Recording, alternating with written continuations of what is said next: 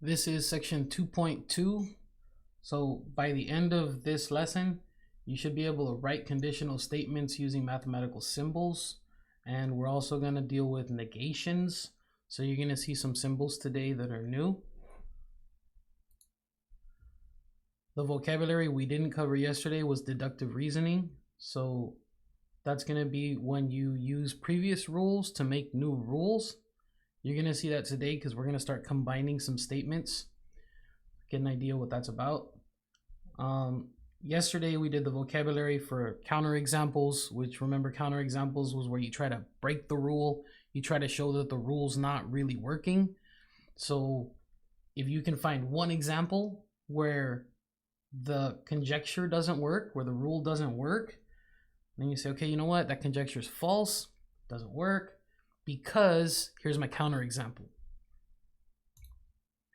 So inductive reasoning was yesterday. That's where we used the examples that we saw or the examples that we created to figure out what was going on. And then conjecture was the rule that we created looking at what we saw. The conditional statements were those if-then statements where we have our hypothesis in the beginning, the conclusion at the end.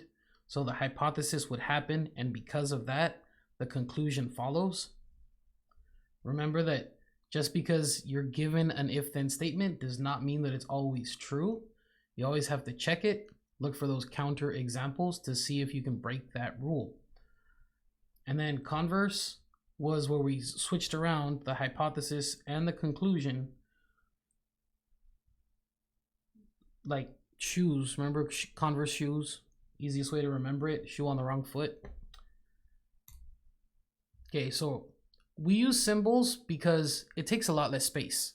So if we have to deal with statements that are phrases that are kind of long or sentences that are kind of long, we want to be able to work with those and not have to write as much. So what we're going to be doing, so that I'm sure that you guys can do that, is sometimes I'm going to give you the symbol form of it and then you're going to write it out, and then other times I'm going to have the long form and then you're going to convert it to the symbols to make sure that you can go in both directions. So we'll use variables the same way that we use variables for numbers that we don't know. We're going to use variables to represent these phrases. So for example, P is going to represent a rectangle is a quadrilateral, and Q is going to represent a rectangle is convex. So if I say P and Q, that means a rectangle is a quadrilateral and a rectangle is convex. So it has both parts to it. A rectangle is a quadrilateral is represented by the P. A rectangle is convex is represented by the Q. And if we have two or more statements being put together, then those are compound statements.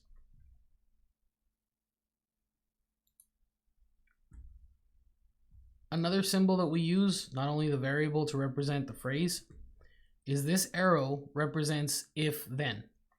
So yesterday we talked about if-then statements. If was in the beginning, comma then was in the middle.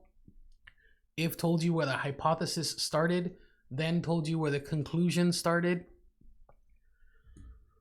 Well, we can represent that with this little arrow right here. So if I just put P and then the arrow and then Q, what I'm telling you is put if in the beginning of it, then write whatever P is worth. So P was a quadrilateral is a rectangle. After that, that's the hypothesis, put comma then. And then after the word then, you're going to put whatever Q was worth, which is the quadrilateral is convex. So we're substituting like we did before with variables being substituted with numbers. And we're representing phrases now instead of numbers. The other symbol that we have, this is a negation. So the negation is this little squiggly symbol in front of the letter that represents the word not. If you see this little symbol, it means that you're going to say the opposite of whatever the original statement was. So if you see this little symbol, you're going to put not, you're going to make it a negation, But other than that, the arrow still represents if then, and P is still on the left side, which means that's the hypothesis. Q is on the right side, that's still your conclusion. So you're still going to write a quadrilateral is a rectangle, but you're going to make it a negation by making it not. So it's going to say if a quadrilateral is not a rectangle. For the conclusion, it also has that same symbol for negation. You're going to write it, the quadrilateral is not convex. So this not is represented by that symbol. That's your negation. So here's some examples for you guys to try this out. We have our original two statements. We have a Corolla is a car and a Corolla has 4 wheels. I'm giving you guys that I want you to write this out as a complete statement. So pause the video, try to write it out, and when you're done, unpause it so you can see if you're correct. Okay, so hopefully you did pause the video so you can see if you understand what's going on. If you wrote it out, you say, if a Corolla is a car, because P represents a Corolla is a car. The second half of it is comma, then it has 4 wheels, because the car, it has 4 wheels, was Q. If I ask you to write the negation, remember that this is the negation part of it. That's going to mean that you're going to make it the opposite. You're going to say it's not. So again, pause the video, try it out. Once you already wrote your sentence out, unpause it to see if you're right.